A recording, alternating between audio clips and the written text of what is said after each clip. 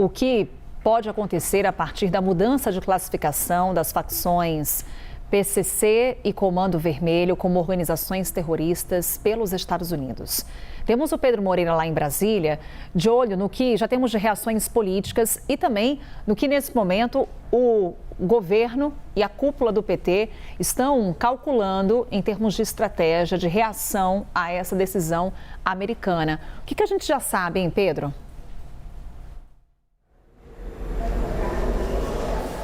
Carol, olha, por enquanto é bom reforçar, né, que nenhuma declaração oficial ainda veio por parte do governo e de nenhum integrante do governo, na verdade. Parece haver essa preocupação em se alinhar essa resposta, né? Então a gente não viu nenhum ministro se manifestando publicamente e nenhum assessor, né? A gente inclusive tem acionado integrantes do governo e por enquanto não há posicionamento quanto a essa questão.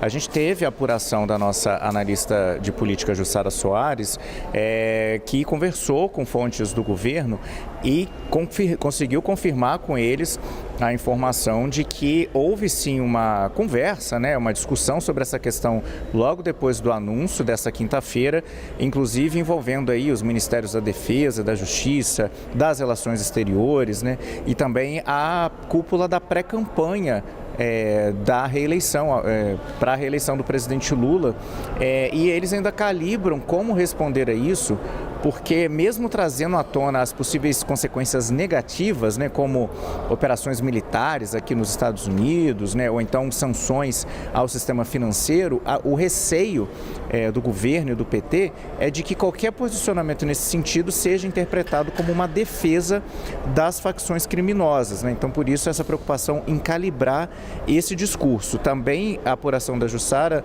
nos informa que a notícia pegou, sim, o governo de surpresa ontem, esse comunicado do governo americano logo depois da visita do senador Flávio Bolsonaro do PL, pré-candidato à presidência da República, que eles avaliam, sim, que na ocasião do tarifaço, né, quando Donald Trump anunciou tarifas contra produtos brasileiros, aquilo acabou ajudando a imagem do presidente Lula, a forma como ele respondeu aquela crise, inclusive conseguindo reverter as tarifas meses depois, mas que neste caso especificamente a situação é diferente, porque uma reação de condenação por parte do presidente ou do governo poderia soar como defesa das milícias. O presidente Lula, Carol, para te devolver, ele tem agenda hoje em Sergipe, embarca agora de manhã para Sergipe, então a gente vai ficar de olho nas agendas públicas do presidente por lá para saber se nos discursos ele comenta alguma coisa com relação a esse anúncio feito pelo governo dos Estados Unidos. Carol. Guarda aqui manifestações do governo, também estamos acompanhando as várias reações da oposição. Elijonas Maia, obrigada, viu, Pedro? Elijonas tem apurações para a gente com relação a esse alinhamento da estratégia e do discurso do governo, porque assim que foi feito esse anúncio do governo dos Estados Unidos, teve reunião lá em Brasília. É uma apuração que o Elijonas traz agora para a gente. Oi, Elijonas. Carol, inclusive essa reunião durou quase 2 horas entre Brasília e até Assunção, capital do Paraguai. Também por quê? Porque o ministro da Justiça, Wellington César Lima, está lá para agendas do Mercosul com outros ministros da Justiça de outros países que fazem parte do Mercosul. E logo depois desse anúncio, essa reunião de emergência foi convocada com esses integrantes do Ministério da Justiça, Ministério da Defesa e também o Palácio do Planalto, para ter um alinhamento do discurso. Até então, até agora, inclusive, nenhum ministério se pronunciou. Nem Justiça, nem Defesa, nem o Palácio do Planalto, como a gente trouxe aí com o Pedro Moreira. Justamente um tom de cautela. A postura nesse momento, após essa classificação dos Estados Unidos, é cautela para unificar o discurso. Quando tiver esse alinhamento entre os ministérios, o discurso e a frase vai ser a mesma, vai ser colocada na imprensa, na sociedade, como o mesmo discurso. Por isso, e há um outro bastidor aqui que o Gustavo Uribe traz para a gente também, é que nessa reunião de ontem, de emergência que foi convocada, o presidente Lula pediu um estudo completo dos impactos aqui no Brasil após esse anúncio de classificar essas duas facções como grupos terroristas.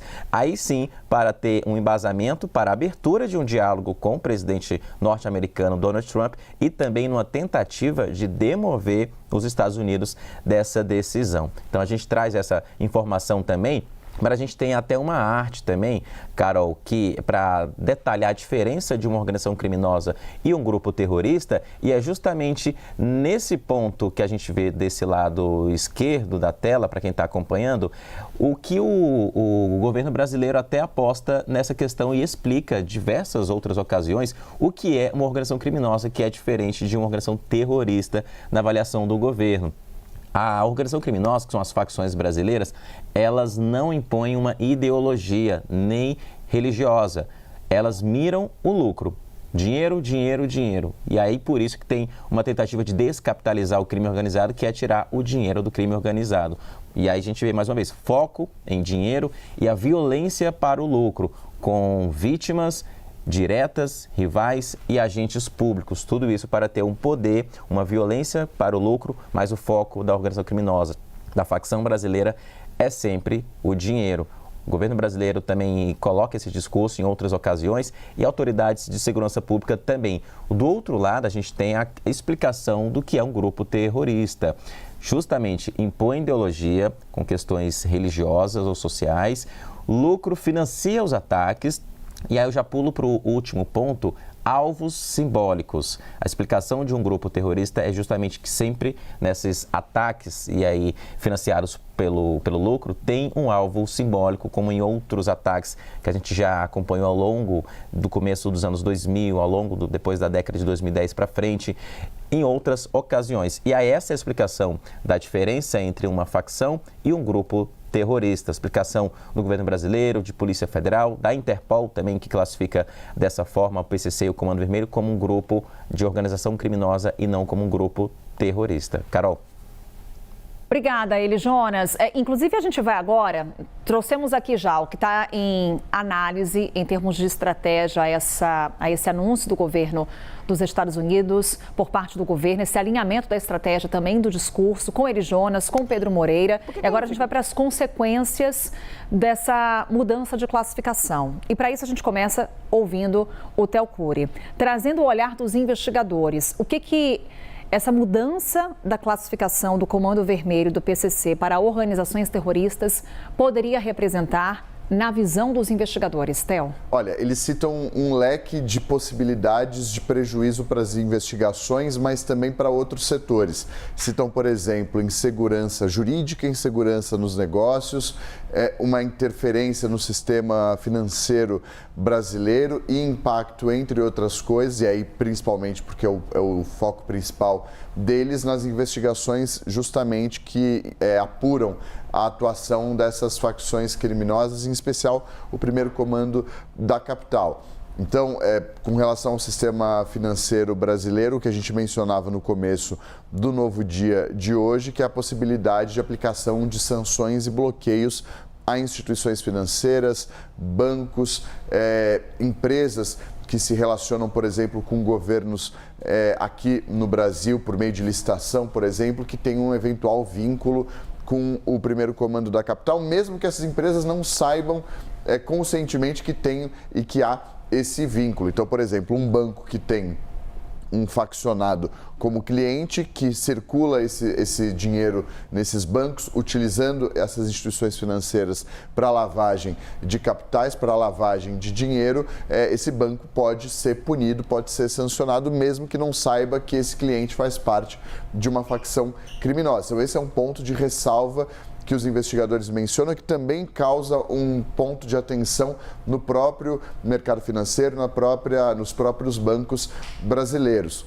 Há também um receio sobre quem que vai definir que tal pessoa é faccionada ou não, se as autoridades brasileiras ou se as autoridades norte-americanas. Isso traz uma insegurança jurídica também para essa classificação, para essa definição, porque a partir disso há uma série de consequências, entre elas essa bancária que eu mencionei. E levando em consideração as investigações, Carol, o que essas fontes com as quais eu conversei dizem é que, por se tratar de organização terrorista, trata-se de um crime transnacional. Sendo transnacional, a competência pode passar para a Justiça Federal.